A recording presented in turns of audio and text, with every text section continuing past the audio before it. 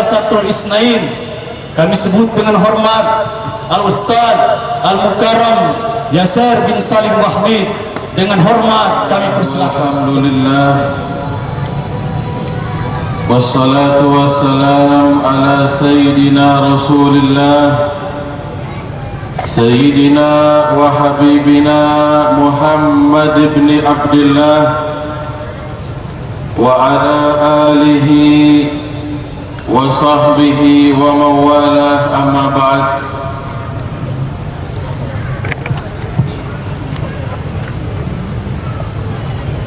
Kaum muslimin dan muslimat, bapak-bapak, ibu-ibu, saudara-saudara sekalian yang dimuliakan oleh Allah,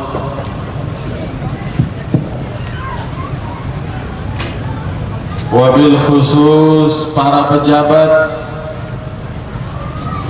baik sipil, militer, TNI maupun Polri, dan yang alhamdulillah sempat hadir bersama kita malam hari ini, pejabat yang sama-sama kita harapkan semoga karir beliau di masa akan datang semakin dibantu, semakin dijadikan oleh Allah karir-karir yang baik, karir yang cemerlang untuk membangun dan memajukan negara yang kita cintai bersama. Amin. Kami sebut dengan hormat Bapak Insinyur Rahmat Mokodongan, yang juga alhamdulillah tadi telah memberikan niat, insya Allah menjadi kenyataan niat beliau. Amin. Bantuan minimal, ini minimal, wallahu alam maksimalnya berapa ini? Minimal kepada 4 grup hadrah, insya Allah dikabulkan oleh Allah. Amin. Para tokoh agama, tokoh masyarakat, para imam-imam masjid, para habaib, para ulama, para asatid, ibu-ibu dari segenap organisasi-organisasi kewanitaan Islam se-Sulawesi Utara, syukur alhamdulillah di malam hari ini kita dapat bersama-sama, kita berkumpul, kita bertemu, tiada maksud, tiada tujuan lain, sama-sama niat kita untuk mengundang turunnya rahmat dari Allah Subhanahu wa ta'ala. Sama-sama kita berkumpul di tempat ini, harapan kita agar Allah menghujani maghfirah, mengampuni dosa-dosa kita semua. Amin. Al-Habib Al-Imam Ali bin Muhammad Al-Habashi sahibul maulid, beliau mengatakan, masyi kama majma'il maulid. Beliau mengatakan tidak ada suatu perkumpulan, pertemuan yang di situ dibacakan kisah Maulidur Rasul, yang di situ dibacakan salawat dan salam kepada Nabi besar Muhammad sallallahu alaihi wasallam. Tiada perkumpulan yang lebih daripada perkumpulan tersebut. Dawa ketak yal'asi idza batatu. Waktu-waktu yang seperti ini, perkumpulan-perkumpulan yang seperti ini, kata Al-Habib Ali Al-Habsyi, waktu kita untuk kembali bertaubat kepada Allah Subhanahu wa ta'ala. Bapak, Ibu, saudara sekalian yang dimuliakan oleh Allah, kenapa sih kita mesti bergembira?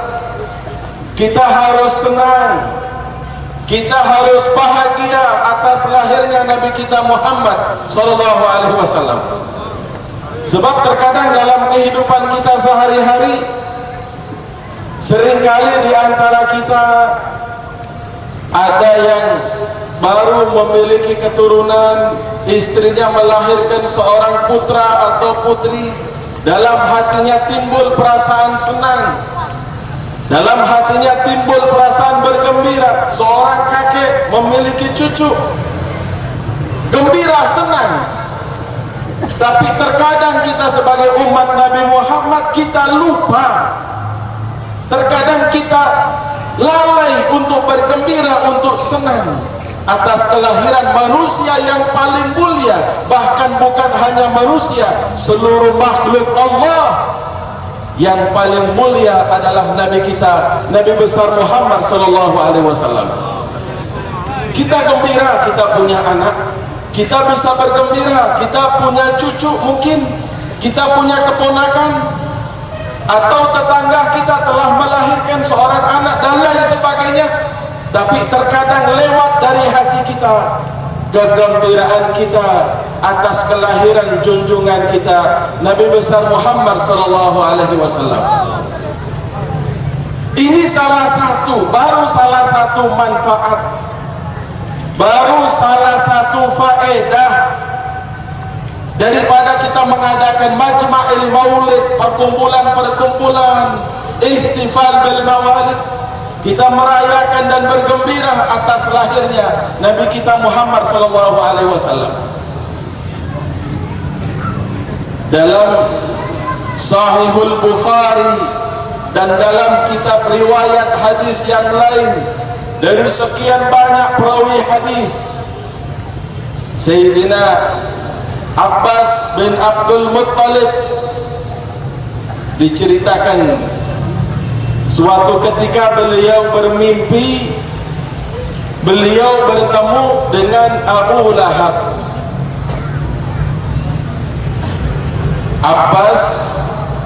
Sayyidina Abbas bin Abdul Muttalib, paman Nabi kita Muhammad sallallahu alaihi wasallam, bertemu dalam mimpi melihat dengan Abu Lahab. Ketika bertemu Abu Lahab di dalam mimpinya Sayyidina Abbas, beliau bertanya, bagaimana keadaanmu wahai Abu Lahab? Karena Abu Lahab sudah meninggal. Abu Lahab mengatakan, keadaanku saat ini aku dalam keadaan tersiksa, aku dalam keadaan azab, aku dalam keadaan yang tidak baik, aku dalam keadaan yang memprihatinkan dan menyedihkan, kata Abu Lahab. Tetapi ketahuilah bahwasanya setiap hari Senin aku mendapat keringanan azab dari Allah Subhanahu wa taala, dan aku diberi kesempatan oleh Allah untuk dapat minum air yang keluar dari jari manisku setiap hari Senin. Kenapa? Abu Lahab menjelaskan, karena ketika keponakanku, anak dari saudaraku Abdullah,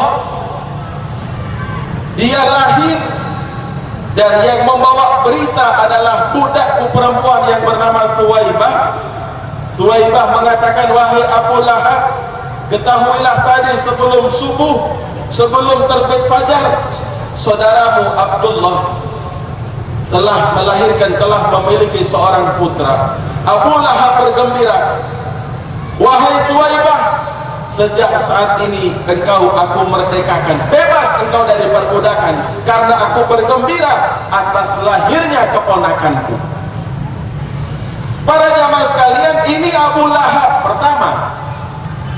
Kenal Abu Lahab? Bu, mulai mengantuk. Saya punya suara lagi kurang sehat tadi, Bu. Kalau ibu semua ngantuk lebih dulu bapaknya. Kenal, Bu? Abu Tabat yada Abi Lahab. Jelas sudah dapat cap, dapat stempel dari Allah, Abu Lahab pasti masuk ke dalam neraka. Kenapa? Dinyatakan dalam Al-Quran. Tapi karena bergembira atas lahirnya keponakan, bukan sebenarnya beliau Abu Lahab gembira atas lahirnya seorang nabi, hanya gembira atas lahirnya keponakan, yang keponakannya itu akan diangkat oleh Allah sebagai Sayyidul Anbiya wal Mursalin, sudah mendapatkan satu faedah hadiah dari Allah, diberi keringanan azab setiap hari Senin. Dia mendapat kesempatan untuk dapat minum air yang keluar dari jari manisnya. Padahal Abu Lahab orang kafir, Abu Lahab sudah mendapat cap stempel dari Allah, pasti masuk ke dalam neraka, tapi masih diberikan keringanan azab oleh Allah Subhanahu wa taala karena Abu Lahab gembira atas lahirnya kekasih kita Nabi besar Muhammad sallallahu alaihi wasallam. Maka daripada itu Imam Syamsuddin Ad-Dimishqi beliau menjelaskan, idza kana hadzal kafiru jaa dammuhu tabbat yadahu fil jahim mukhallada. Apabila ini orang yang kafir, orang yang sudah mendapat cap dalam Al-Quran, tabbat yada fil jahim mukhallada, di dalam neraka dia akan kekal selamanya.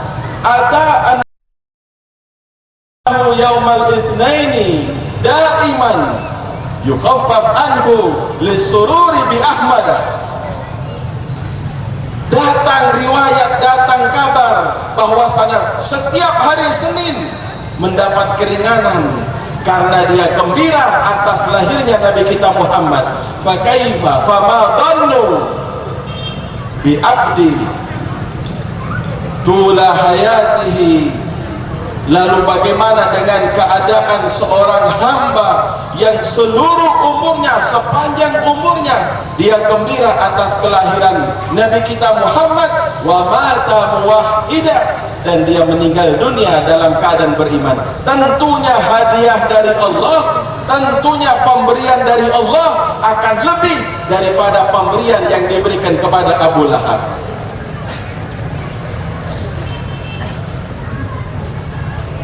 Ini sesuatu yang luar biasa. Alhamdulillah, Bapak Kepala Kanwil Kementerian Agama berkesempatan hadir.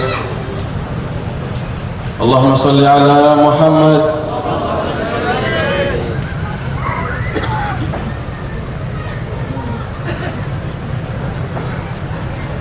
Allahumma sholli ala Muhammad.